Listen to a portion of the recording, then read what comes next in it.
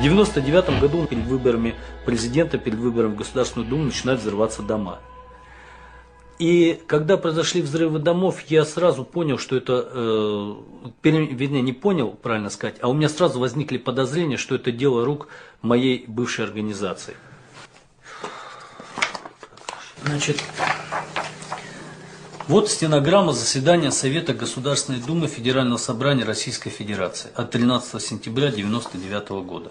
Селезнев, председатель Государственной Думы Российской Федерации, начинает собрание и говорит: здравствуйте, уважаемые коллеги, садитесь, значит, и начинается заседание. Значит, он начинает выступать, о повестке здесь говорит, и вот заявляет: Селезнев Геннадий Николаевич. Вот сообщение еще передает. По сообщениям из Ростова-на-Дону, сегодня ночью был взорван жилой дом в Волгодонске. Это 13 сентября 1999 года. Сразу хочу заметить, что 13 сентября не был взорван дом в Волгодонске. 13 сентября был взорван дом на Каширском шоссе. А дом в Волгодонске был взорван 17 сентября 1999 года. То есть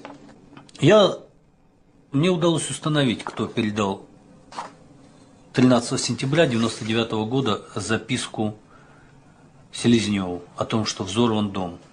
Эту записку ему передал Лях, его помощник, который в течение длительного времени являлся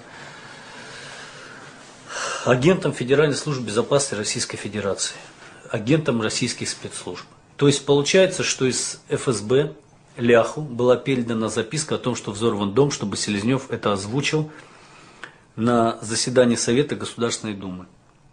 И они ошиблись во взрывах.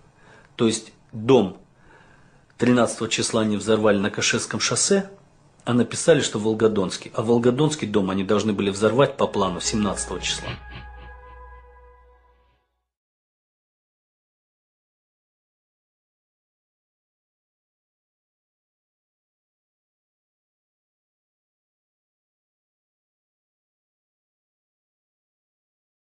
Фракция обменяемся мнениями, как нам сегодняшним этим вопросом поступить. Владимир Вольфович.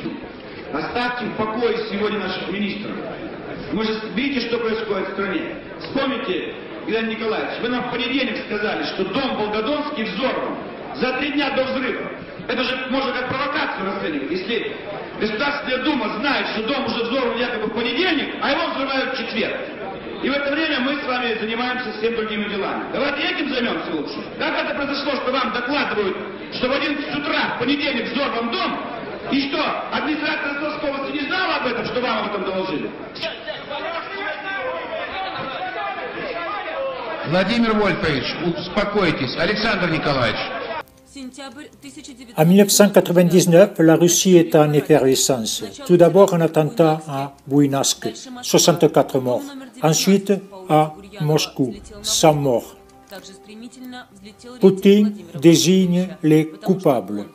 Il dit: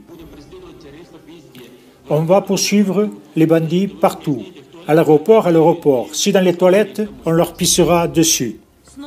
Nouvelles explosions. Attentat à Moscou, chaussée Kachirsky, puis à Volgodonsk. On déclare responsables les terroristes tchétchènes, l'Institut islamique Caucase, les émirs Al-Khattab, Abu Umar.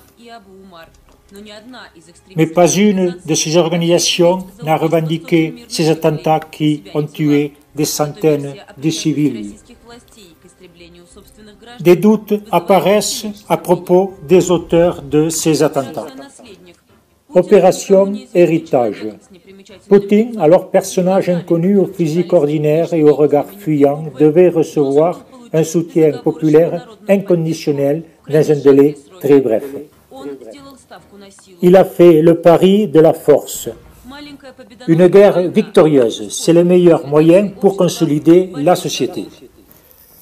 L'ancien agent du KGB, Alexandre Litvinenko, était convaincu que c'est Poutine qui a organisé lui-même ces attentats pour justifier sa deuxième guerre en Tchétchénie, afin d'apparaître comme le Messie aux yeux des Russes.